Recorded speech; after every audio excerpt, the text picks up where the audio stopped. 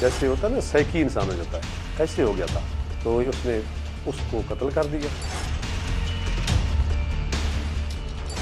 मैं उस लड़की को पसंद करता था, तो उससे शादी करना चाहता था, और वो मेरे रास्ते की रुकावट था लड़का। जो मकतूल जिस दिन वो कत्ल हुआ है उससे एक रात पहले उन्होंने प्रोग्राम बनाया था कि इसको साइड पे करते। कहते हैं जिसको इश्क खलल है दिमाग का।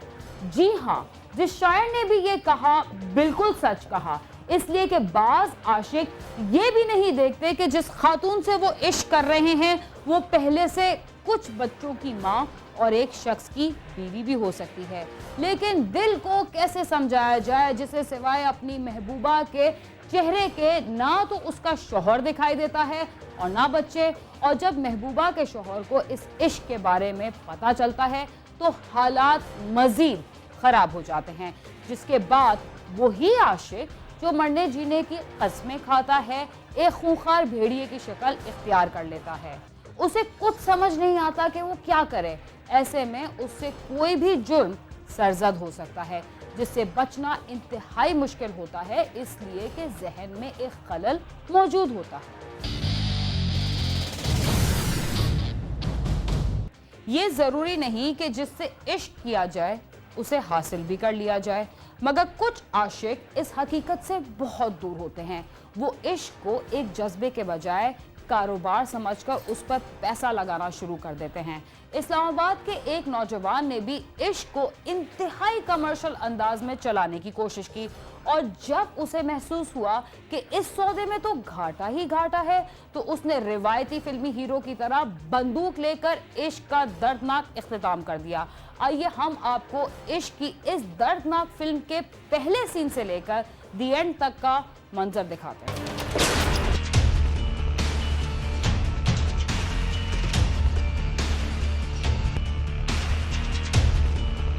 हसीब भी कभी मेहनती नौजवान हुआ करता था। 2015 में उसने अपने बलबूते पर एक प्लास्टिक के बर्तन बनाने वाली फैक्ट्री शुरू की और उसकी मेहनत से ये कारोबार चल निकला। हसीब वगैरह जो है चार भाई है, और ये जो है ये बड़ा है। एक भाई इसका सऊदीया में होता है और दो भाई इसके इधर है। एक टेलरिंग का काम करता है और दूसरा घर में रहता है। तो बाप इसका फौत हो गया, वालदा इसकी जिंदा है, और एक बहन की शादी इसकी तो हुई है, और दूसरी बहन जो है ये कमारा था। ये जो है ना ये हसीब ये कमारा है। ये इसने फैक्ट्री बनाई हुई थी राजा बाजार में, प्लास्टिक फैक्ट्री। वहाँ उसके कारोबार अच्छा चल रहा था, 50-60 लाख का कारोबार इसका था। हसीब का कारोबार चल निकला तो उसके दिमाग में गलत सोचों ने डेरे डालना शुरू कर दिए, और फिर उसे उसके एक दोस्त ने मकामी स्टेज अदाकारा ज़ारा से मिलवाया। 15 के एंड में एक सैफ नामी बंदे ने इसको ज़ारा के मतलब बताया कि स्टेज ड्रामा में काम करती है, एक्ट्रेस है और उसके वो खूबसूरत भी है, उससे मिलाता हूँ। इसने मिलवाया और फिर ये आपस में नज़दीक होते गए, इनके ताल्लुकात बन गए। मैं उस लड़की को पसंद करता था, तो उससे शादी करना चाहता था, और वो मेरे रास्ते की रुकावट था लड़का। जो मकतूल जिस दिन वो कत्ल हुआ है उससे एक रात पहले उन्होंने प्रोग्राम बनाया था कि इसको साइड पे करते। हसीब जब तक मस्बत अंदाज के साथ अपने कारोबार पर मेहनत करता रहा तो तरक्की भी होती रही, मगर ज़ारा से दोस्ती हुई तो कारोबार में नुकसान भी शुरू हो गया और हालात रोज बरोज बदलते चले गए। ज़ारा से दोस्ती के बाद कारोबार से आने वाली रकम ज़ारा पे खर्च होने लगी और इसी वजह से कारोबार में नुकसान शुरू हो गया। बल्कि ये काफ़ी फैक्ट्री भी इसने तकरीबन इस पे ऊपर खर्च कर दी, ये ज़ारा के ऊपर। ज़ारा पहले से शादीशुदा थी, मगर हसीब उस पर शादी के लिए दबाव डालता रहा, लेकिन वो अपने पहले शोहर को छोड़कर उससे शादी करने को तैयार नहीं थी। जब इसको पता चला कि मैं अब ये साइड पे कर रहे हैं कि फैजुल्ला मुझे साइड पे कर रहा है, ज़ारा से दूर कर रहा है, तो इस वक्त उसने फिर प्रोग्राम ना ये शैतानी ज़हन का बंदा है। हसीब पर अब जुनून सवार था, इसलिए कि ज़ारा की वजह से उसका कारोबार तबाह हो चुका था। वो हर हाल में ज़ारा को हासिल करना चाहता था।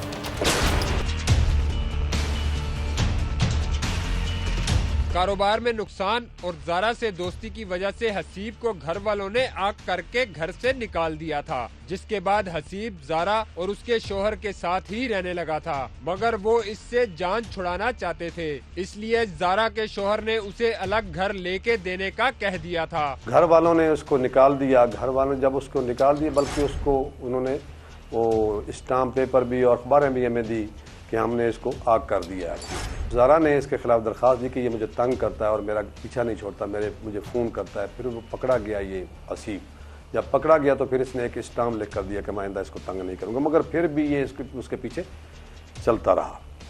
और वो उन्होंने एक इधर I-10 में मकान लिया, उस मकान पे इसको छोड़ दिया कि आप इधर इस मकान पे बैठे रहें और इधर रहें। एक दिन इस पे जो मकतूल जिस दिन वो कत्ल हुआ है उससे एक रात पहले उन्होंने प्रोग्राम बनाया था कि इसको साइड पे करते हैं, इसको मकान कोई और ले दे देते हैं, इधर हम खुद रहेंगे। तो जब उसने कहा मकतूल ने कि मैंने गांव जाना है और आपको मकान लेकर इलाज देते हैं, कमरा। मैं उस लड़की को पसंद करता था तो उससे शादी करना चाहता था, और वो मेरे रास्ते की रुकावट था लड़का। जो मकतूल जिस दिन वो कत्ल हुआ है उससे एक रात पहले उन्होंने प्रोग्राम बनाया था कि इसको साइड पे करते। हसीब को नजर आ रहा था कि अब ज़ारा और उसका शोहर उससे जान छुड़ाना चाहते हैं, जिसके बाद उसने ज़ारा के शोहर फैजुल्लाह को रास्ते से हटाकर ज़ारा से शादी का मंसूबा बना लिया। और एक दिन फैजुल्लाह और ज़ारा को एक ही टाइम पे घर बुलाया और फैज के सर में गोली मारकर उसे कत्ल कर दिया। सुबह सवेरे इसको क्या था, पिस्टल तो इसके पास पहले होता था। जब वो उसने कॉल की उनको कि मैं आज वालदा के हमरा उम्रे पे जा रहा हूँ तो हमें मिल जाए, वो दोनों मियाँ बीवी आए।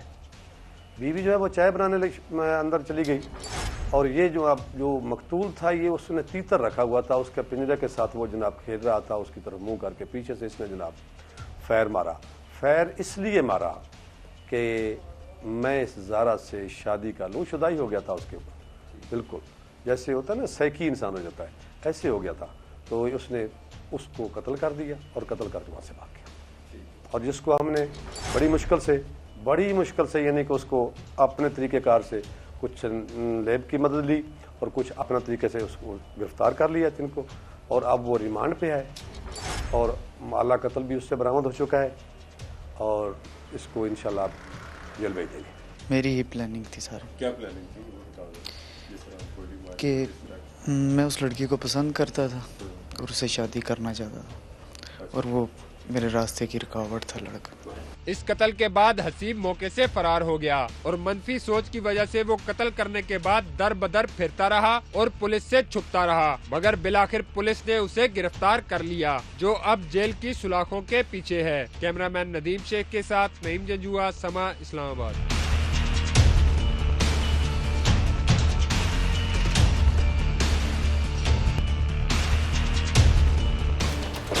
इश्क और हवस में बहुत फ़र्क होता है, शायद इसीलिए हवस परस्त इंसान के बजाय दरिंदे बन जाते हैं। प्रोग्राम क्राइम सीन में वक्त हुआ एक मुख्तसर से वक्फे का, तब तक आप समा के साथ ही रहिए। तफ्तीशों पे फोकस किया गया है, number of investigation officers increase किए गए। हम आते थे, कोई हमें पूछता नहीं था। पहले ये कभी नहीं हुआ कि आज तक FIR की कॉपी जो है वो कंप्लेनेंट की डोर स्टेप पे पहुंचाई जाए।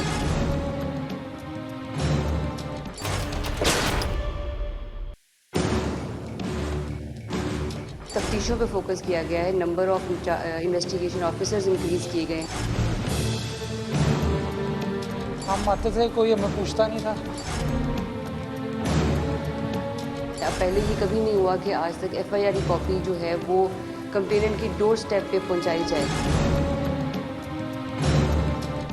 प्रोग्राम क्राइम सीन में एक बार फिर खुशामदीद। अगर किसी चीज का एक मालिक हो तो ठीक है, मगर कोई दूसरा भी इसका दावा करने लगे तो उसकी मिल्कियत मशकूक हो जाती है। इसी तरह अगर किसी काम की जिम्मेदारी एक के बजाय 2-3 अफराद पर डाल दी जाए तो उस काम की तकमील भी मुश्किल में पड़ जाती है। लाहौर में शहरियों की मुश्किलात के खात्मे और थाना कल्चर को बेहतर बनाने के लिए थानों में 1-2 नहीं बल्कि 3-3 SHOs तैनात करने का फैसला किया गया और तजुर्बाती तौर पर 2 थानों में 3-3 SHOs को तैनात कर भी दिया गया है। ये फैसला शहरियों के लिए बेहतर साबित होगा या नहीं, आइए जानते हैं।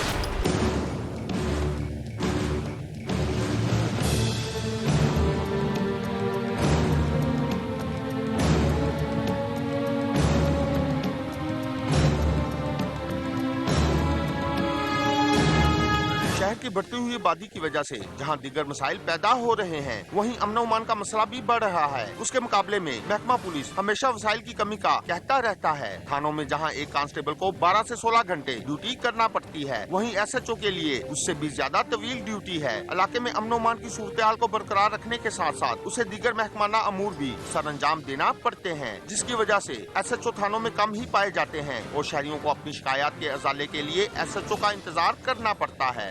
पहले बहुत ज़्यादा हेक्टिक रूटीन थी, टफ रूटीन थी। एक SHO होता था, वो दिन को भी वही होता है, रात को भी वही होता है, यानी कि 24 घंटे में होता था। इन्हीं शिकायत के अजाले के लिए हुकूमत पंजाब ने थानों में शिफ्ट सिस्टम शुरू करने का मंसूबा बनाया है और इब्तदाई तौर पर लाहौर के 2 थानों को मॉडल करार देते हुए वहाँ 3-3 SHOs तैनात कर दिए हैं। देखिए, बेसिकली हमारा जो इसमें पर्पस है वो ये कि SHO की अवेलेबिलिटी को इंक्रीज किया जाए। जो बर्डन है एक बंदे के ऊपर, उसको डिवाइड किया गया है। जो मेन अवेलेबिलिटी होगी to listen to the complainants और जो पार्टीज़ की जो ग्रीवेंसेस है एड्रेस करना, वो SHO का मेन रोल रहेगा। और जो एडिशनल काम है जिसमें SHO की मौजूदगी का होना ज़रूरी नहीं है, या वो उसको डिवाइड किया गया उस फंक्शन को 2 एडिशनल SHOs के, और वो ऑपरेशन का काम देखेंगे। बाकी कामों के लिए एडमिनिस्ट्रेशन के लिए there are appointed 2 administration officers, जिनको एडमिन ऑफिसर्स हम कहेंगे। वो एडमिनिस्ट्रेशन को लुक आफ्टर करेंगे पूरे पुलिस स्टेशन के, जिसमें क्लीनलीनेस, मेंटेनेंस और जो भी रजिस्टर की मेंटेनेंस है, फोर्स का टर्न आउट है, वो उसको देखेंगे। तो इससे बेसिकली SHO की अवेलेबिलिटी को इंक्रीज़ करना इसका पर्पस था, ताकि लोगों को मिलने में SHO की तक जो अवेलेबिलिटी है उसको इंक्रीज़ किया जाए। एक SHO के साथ 2 एडिशनल SHO तैनात किए गए हैं, जिनमें जिम्मेदारियां तकसीम कर दी गई हैं। हमने जो जिस चीज़ को केटर करना है वो लोगों की ही हेल्प करना है, और इसमें क्लियर कट जो है वो डेफिनेशन ऑफ रोल है for every official, and there is division of labour, जिसकी वजह से बर्डन कम किया गया है पुलिस ऑफिसर्स के ऊपर। इस वजह से उनकी अवेलेबिलिटी भी इंक्रीज़ होगी और they would be like more accessible to people, common people, और जिससे बेहतरी आएगी। देखिए, अब पहले ये कभी नहीं हुआ कि आज तक FIR की कॉपी जो है वो कंप्लेनेंट की डोर स्टेप पे पहुंचाई जाए। तो इन्वेस्टिगेशन ऑफिसर होगा, वो 24 आवर्स के अंदर कंप्लेनेंट को राब्ता करने का बाउंड है। सो ये एक बहुत बड़ी स्ट्रक्चरल चेंजेस इसके अंदर हम लाने की कोशिश कर रहे हैं, जिससे डेफिनेटली एक तो क्राइम कंट्रोल होगा, क्योंकि पेट्रोलिंग जो ऑपरेशन का पार्ट है उस पर बहुत फोकस किया गया है।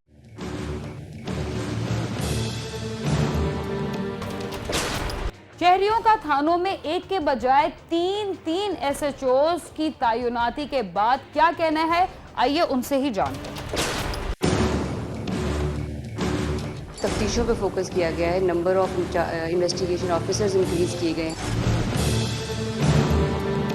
हम आते थे, कोई हमें पूछता नहीं था। पहले ये कभी नहीं हुआ कि आज तक FIR की कॉपी जो है वो कंप्लेनेंट की डोर स्टेप पे पहुंचाई जाए।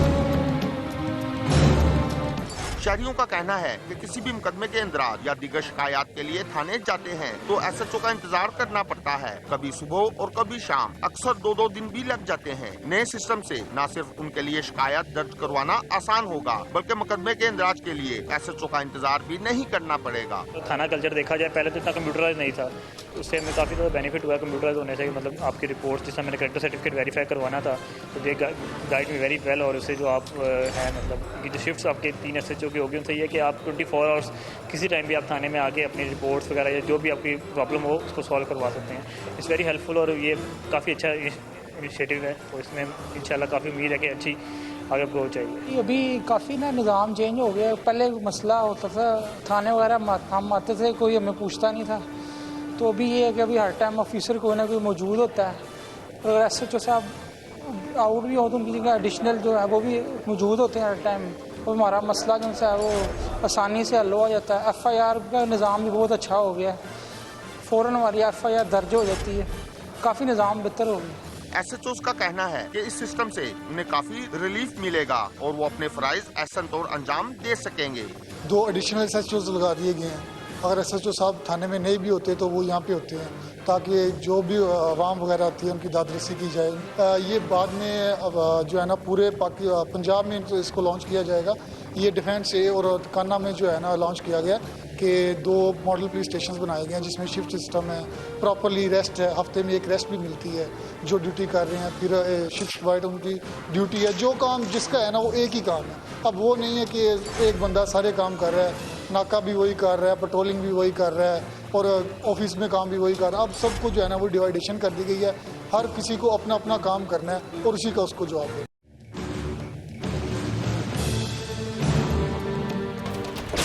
शहरियों की राय तो आप जान चुके हैं, मगर पुलिस हुकाम इस तजुर्बे के बारे में क्या कहते हैं, जरा उनसे भी सुन लीजिए।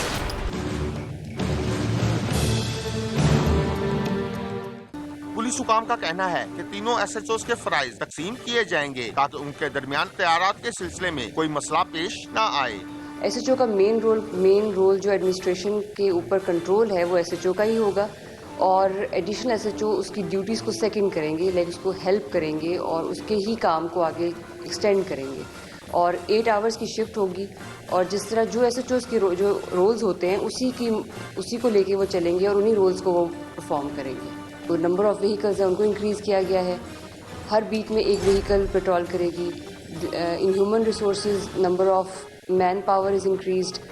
हर बीट के अंदर there are 10 beat officials who would be patrolling, so there is whole infrastructural change. और सेकेंडली तफ्तीशों पे फोकस किया गया है, number of investigation officers increase किए गए हैं। इससे ये है कि जो केस फाइल्स हैं उनकी डिवीज़न कर दी गई है सारे आईओज़ के अंदर, जिससे लोड उन पर भी बहुत कम हुआ और तफ्तीश भी बेहतर होगी इससे और लोगों को ऑब्वियसली इंसाफ मिलेगा। इब्तदाई तौर पर लाहौर के 2 थानों डिफेंस और काहना में इस पायलट प्रोजेक्ट का आगाज किया गया है, जिसकी कामयाबी पर उसे पूरे जिले में नाफिज कर दिया जाएगा।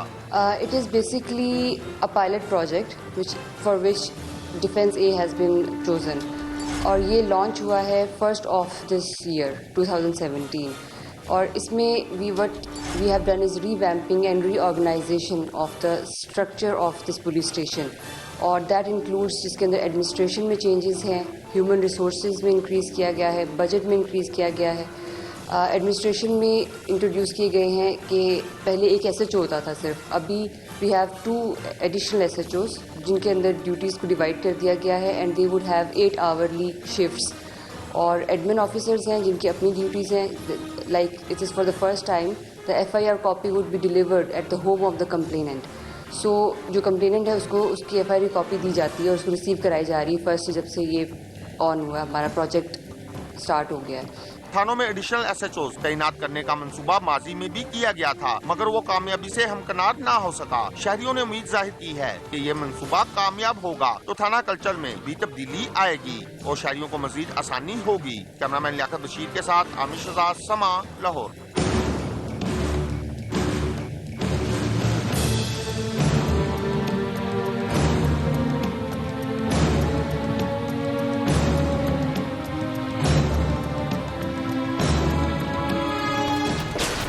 पुलिस के इख्तियारात और काम में बेहतरी लाने की जितनी ज़रूरत अब है इससे पहले कभी नहीं थी। इस सिलसिले में कराची की कुछ तंजीमों ने बाकायदगी से आवाज़ भी उठाना शुरू कर दी है, मगर जब तक आम अफराद इस अमल में शामिल नहीं होते मामला जू के तू ही रहेंगे। इसके साथ ही क्राइम सीन अपने इख्तिताम को पहुंचता है। अगर आप हमसे रब्ता करना चाहते हैं तो हमारा पता है cs@sama.tv। इसके अलावा फेसबुक और ट्विटर पर भी हमसे रब्ता कर सकते हैं। बीना खान और क्राइम सीन की टीम को इजाज़त दीजिए और देखते रहिए समा।